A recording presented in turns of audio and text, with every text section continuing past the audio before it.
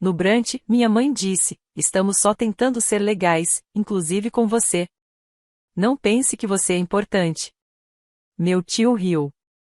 Meu pai não disse uma palavra. Dei um gole no café, assenti e saí em silêncio. 2 semanas depois, vendi a cabana que todos amavam. Em seguida, fechei a linha de crédito familiar, cancelei os cartões vinculados à minha conta e esperei. Naquela noite, meu celular explodiu com mensagens do grupo da família. Foi aí que recebi a primeira ligação. No início, achei que tinha entendido errado, mas não, minha mãe realmente disse aquilo em voz alta, na frente de todo mundo. Meu tio soltou uma gargalhada, como se fosse a cereja do bolo de uma boa piada. Meu pai continuou comendo, indiferente, enquanto ela comentava sobre o tempo. Não foi só o que disseram, foi o modo como disseram.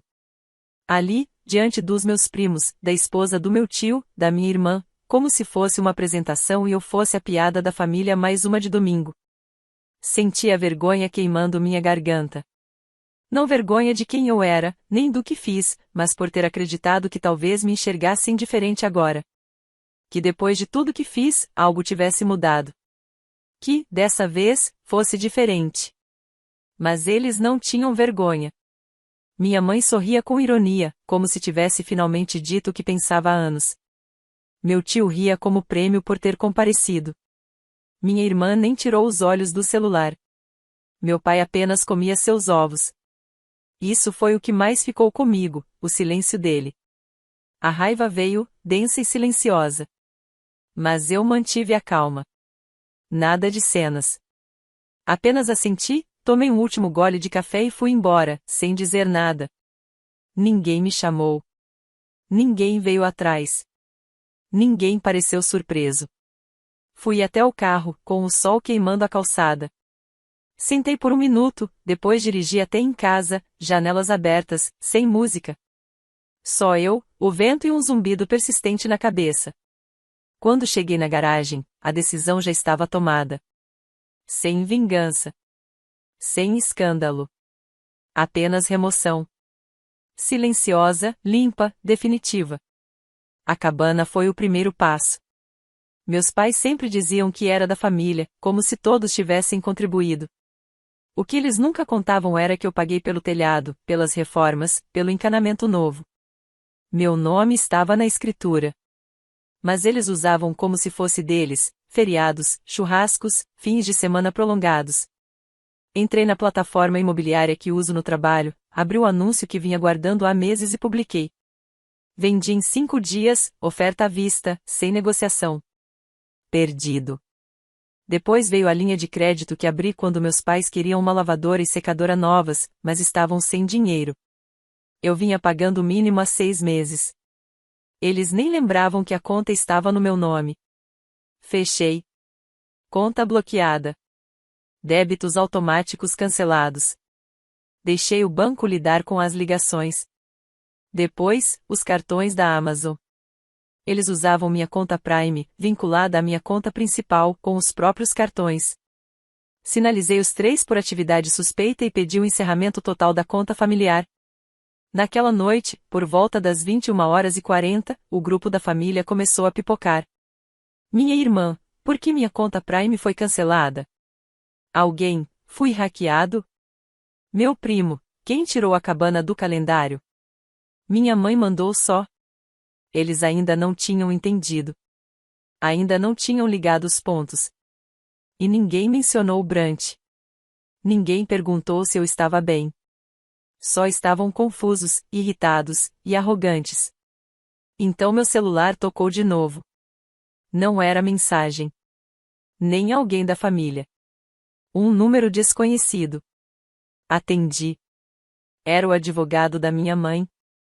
A ligação veio por volta das 19h15 da noite seguinte. Eu estava sentado em casa com uma tigela de macarrão já fria, ignorando a 5ª notificação do grupo da família.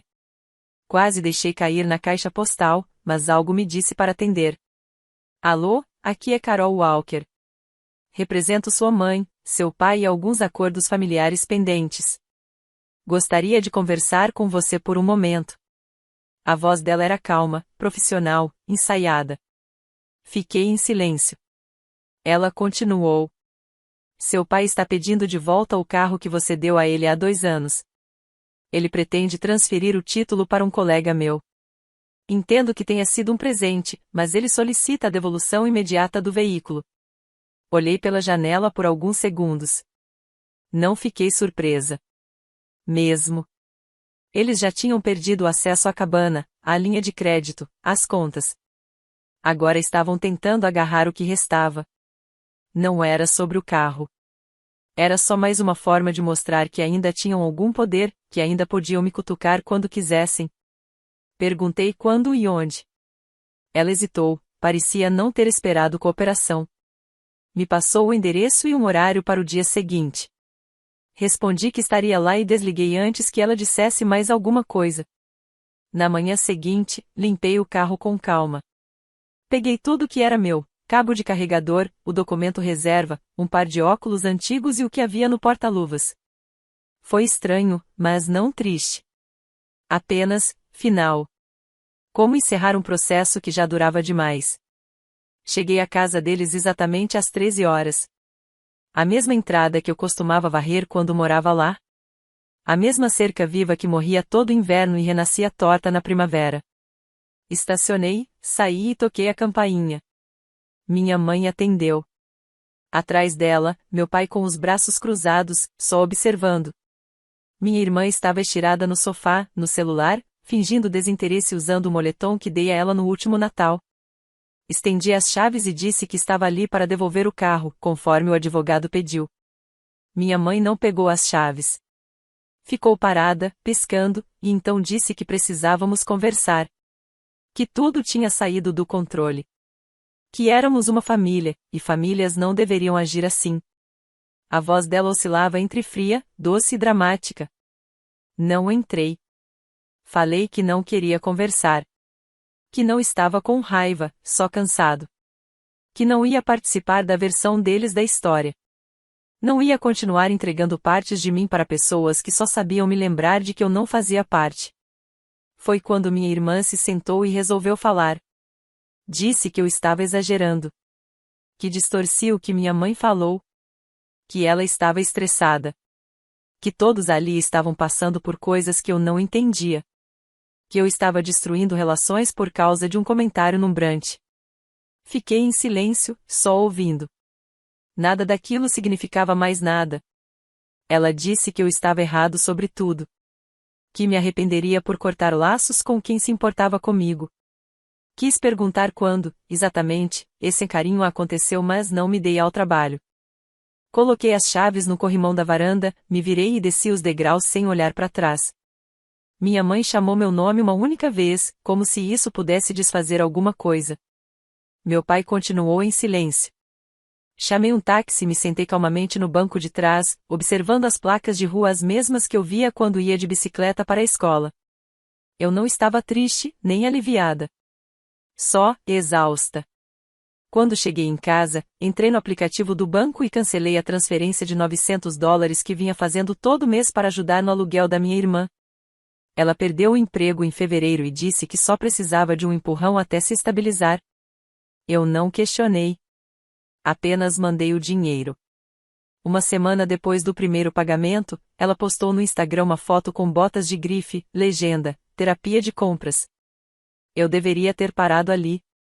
Mas não parei. Paguei março, abril, maio. O de junho já estava agendado.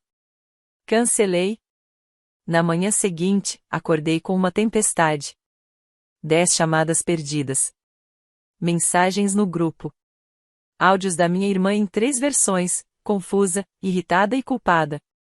Ela disse que ia ser despejada, que eu a deixei na mão, que eu sabia das dificuldades dela e que agora eu estava só descontando a raiva da briga com nossos pais nela. Disse que eu estava sendo cruel. Não respondi. À tarde, o grupo virou um campo de batalha. Primos começaram a aparecer, perguntando o que estava acontecendo. Meu tio mandou uma daquelas mensagens genéricas: essa família está se desintegrando, a algo que ele sempre diz quando não entende nada do que está rolando. Minha mãe escreveu um parágrafo longo sobre como a comunicação é o único caminho possível. Sem pedidos de desculpa. Sem ninguém assumindo nada. Só palavras vazias. Naquela noite, as mensagens pararam. E então, na manhã seguinte, meu pai finalmente falou alguma coisa. A mensagem chegou pouco depois das 6 da manhã. Eu nem tinha acordado direito quando vi a notificação acender a tela. Uma frase. No chat da família. Enviada do número dele.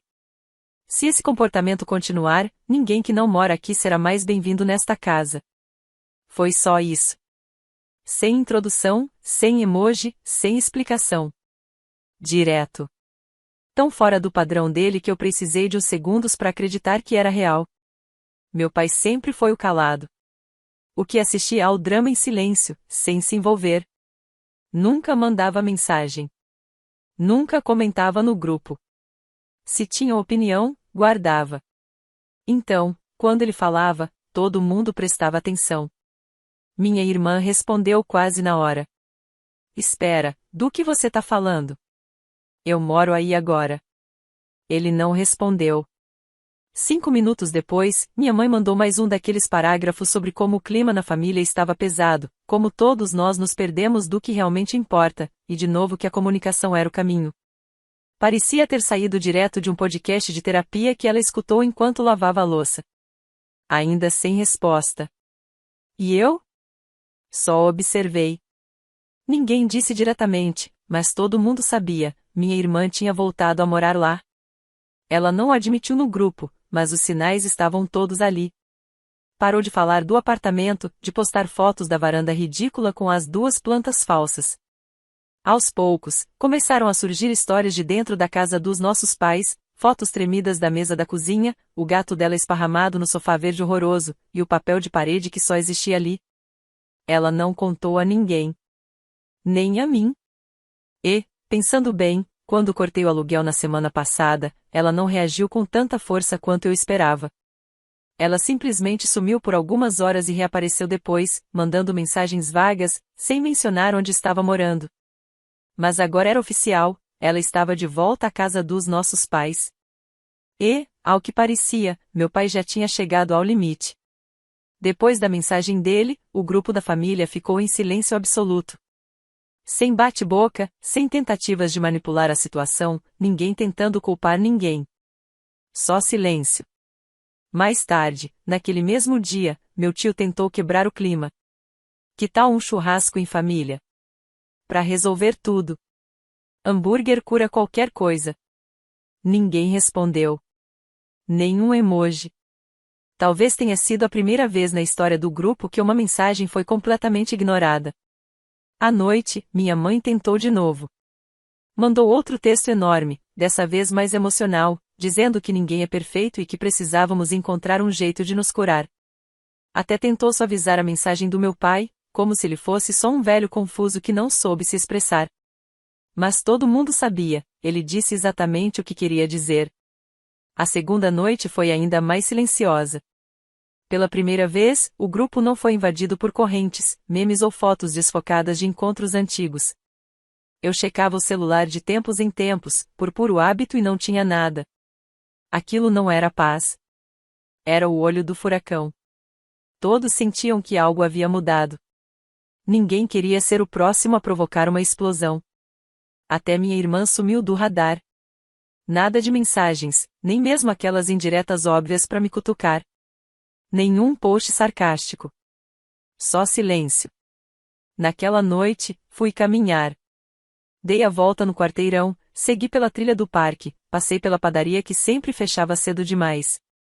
E, pela primeira vez em semanas, minha mente não foi para a cabana, nem para o carro, nem para o aluguel ou o brunch. Pensei no meu pai. O silêncio dele sempre me deu a impressão de que ele não se importava. Que estava simplesmente cansado, apático. Mas comecei a me perguntar se era outra coisa. E se, assim como eu, ele estivesse observando tudo esse tempo, acumulando frustração em silêncio, até não aguentar mais? Quando voltei para casa, olhei ao redor do meu apartamento. Pela primeira vez, ele parecia realmente meu. Silencioso, limpo, sem peso. Sem aquela tensão pairando do lado de fora da porta. No dia seguinte, nenhuma mensagem da família. E foi aí que percebi algo que não sentia há muito tempo: alívio. Nada de caos, de culpa ou de armadilhas emocionais. Ninguém fingindo que o passado nunca aconteceu. Só silêncio. E, nesse silêncio, alguma coisa começou a crescer. Minha vida começou a parecer minha de novo. Mas o silêncio não parou. Ele se aprofundou. 3 dias. Depois 4. Nada no grupo. Nem mesmo da minha mãe, que costumava mandar links diários com títulos como Reconstruindo Laços Familiares ou memes passivo-agressivos sobre perdão. No 5º dia, apaguei o grupo. Não bloqueei ninguém. Não fiz discurso. Só removi o aplicativo da tela inicial e segui com a vida. E, curiosamente, as coisas começaram a andar. O trabalho melhorou. Meu foco voltou. Pela primeira vez em meses, eu não carregava aquele peso invisível nas reuniões. Passei dias inteiros sem o som de uma notificação me tirando o chão. A mente, que vivia em alerta esperando a próxima crise, simplesmente se acalmou. Voltei a cozinhar. Voltei para a academia. Aluguei um carro só para fazer uma viagem de fim de semana, sem motivo especial. Só porque queria dirigir sem pensar em quem costumava sentar no banco do passageiro. Sem expectativas. Sem cobranças. Só eu. No 6º dia, minha irmã ligou. Deixei tocar. Ela deixou um recado. A voz dela estava tensa, mas controlada. Disse que queria conversar. Que as coisas tinham saído do controle. Que a mensagem do nosso pai abalou todo mundo. Que agora nossa mãe andava pela casa pisando em ovos. E que ela estava tentando consertar tudo, mas precisava da minha ajuda. E então ela disse: Eu sei que você cancelou o aluguel. Mas, se puder cobrir julho, só esse mês. Eu prometo que vou dar um jeito. Não retornei a ligação naquela noite. Em vez disso, ela mandou uma mensagem. Você vai mesmo me deixar na mão? Tudo isso por causa de um comentário no Brunch? Cresça. Também não respondi. Na manhã seguinte, tudo explodiu. Um primo me mandou mensagem no privado perguntando o que tinha acontecido e por que todo mundo estava agindo como se alguém tivesse morrido. Meu tio mandou um áudio dizendo que eu estava sendo fria e imatura. Minha mãe escreveu um parágrafo que nem me dei ao trabalho de abrir. Li só a prévia na notificação. Começava com: Você não é a única que já se sentiu magoada. Mas o golpe veio mesmo da minha irmã, mais tarde naquela noite. Ela escreveu: Eles estão falando em me mandar embora. Papai nem olha na minha cara. Você tá mesmo bem em deixar isso acontecer? Era dramático, desesperado até, mas não era um pedido de desculpas.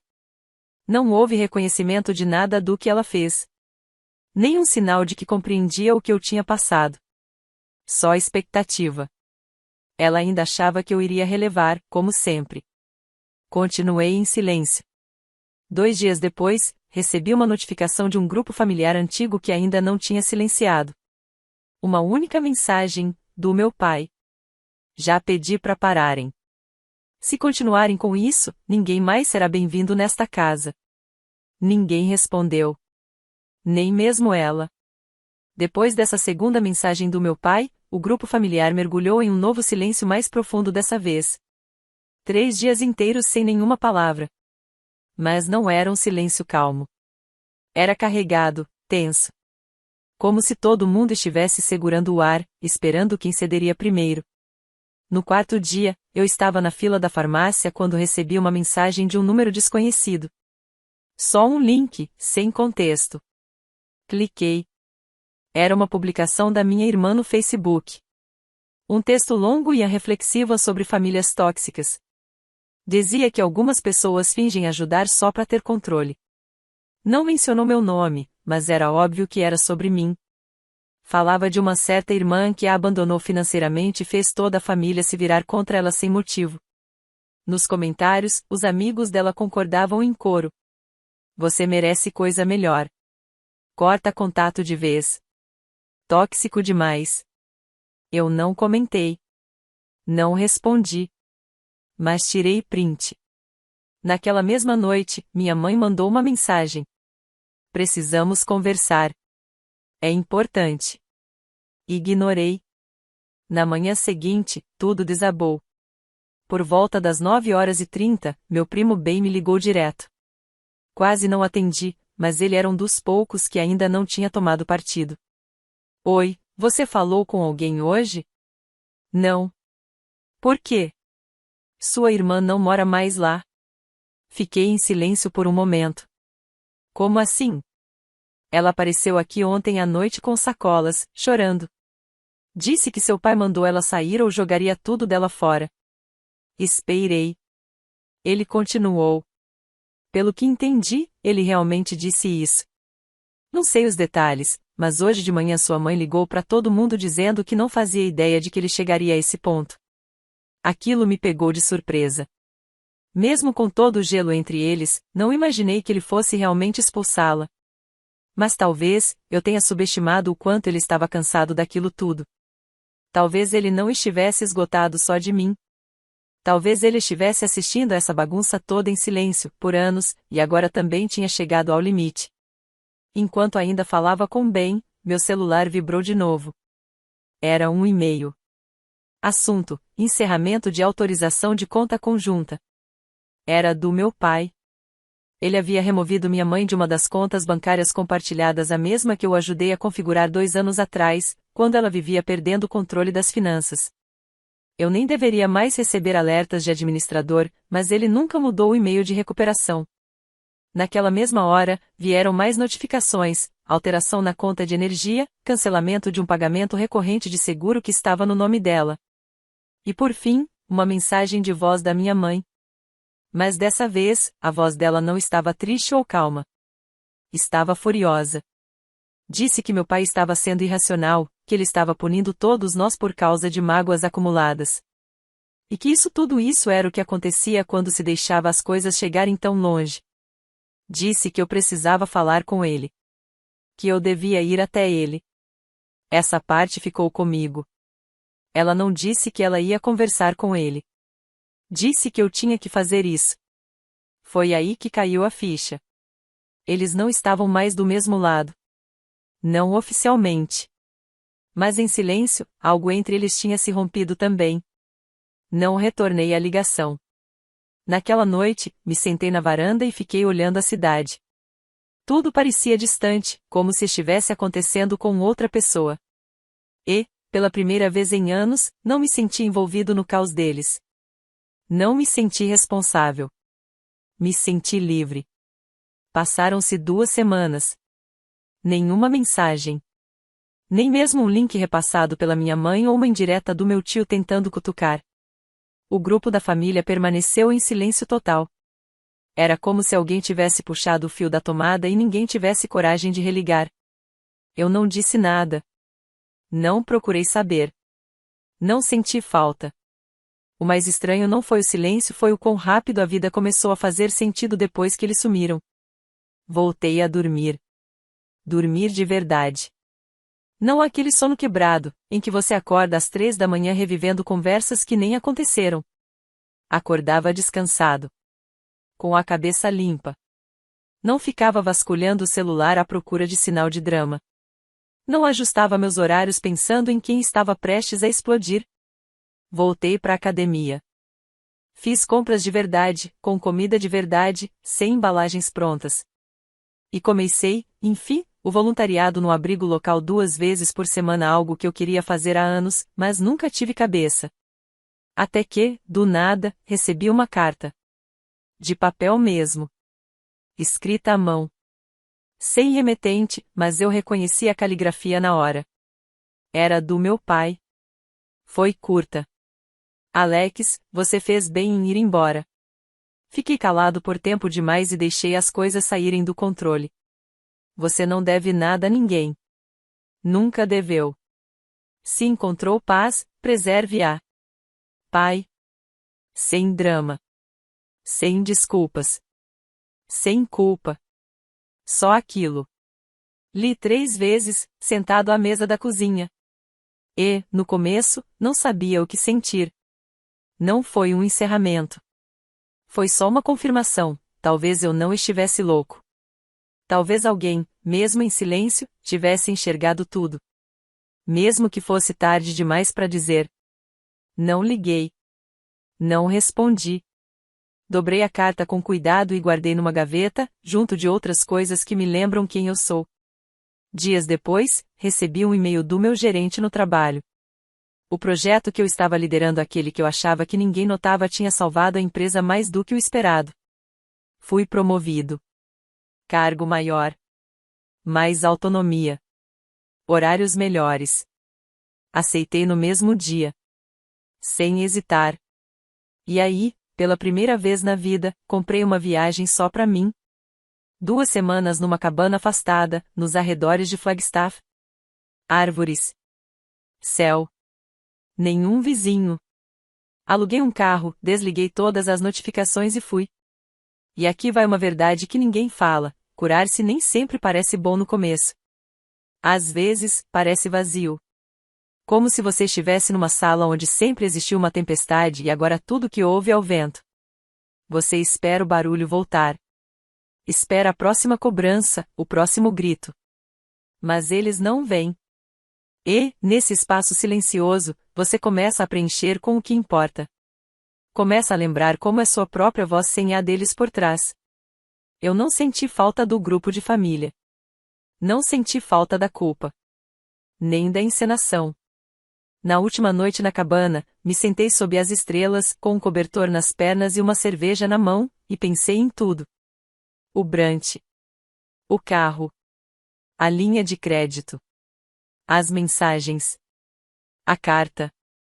O despejo. Tudo. E, pela primeira vez, não senti raiva. Só senti que tinha terminado. Não de um jeito dramático. Não daquele jeito em que você diz que acabou, mas ainda espera que alguém venha atrás. Eu tinha realmente terminado. Eles ainda existem. Ainda falam, tenho certeza. Provavelmente ainda fazem piadas sobre mim. Talvez até achem que um dia eu volto. Mas eu não volto. Porque, às vezes, ir embora não é um impulso. É uma decisão. Lenta. Cuidada. Feita com a mente limpa e a mão firme. E quando você finalmente vai, não tem mais volta. Atualização. Já se passaram 2 semanas desde que voltei da cabana. Desfiz as malas na noite em que cheguei e não contei pra ninguém onde estive. Nenhuma mensagem pra ninguém da família. Nem por curiosidade. Nada mudou da parte deles. O grupo da família continua em silêncio. Sem mensagens aleatórias, sem atualizações, nenhum sinal de vida. Minha irmã também não tentou falar comigo de novo, não depois da postagem no Facebook nem depois de ser expulsa de casa. O Ben me contou que ela se mudou temporariamente para a casa de um amigo. Pelo que dizem, ela anda dizendo que está tirando um tempo para se concentrar em si mesma, o que basicamente é o jeito dela de evitar qualquer tipo de responsabilidade. Quanto aos meus pais, desde a carta do meu pai, não ouvi mais nada. Sem ligações. Sem cobranças emocionais. Silêncio total. E, estranhamente, acho que foi exatamente assim que ele quis que ficasse.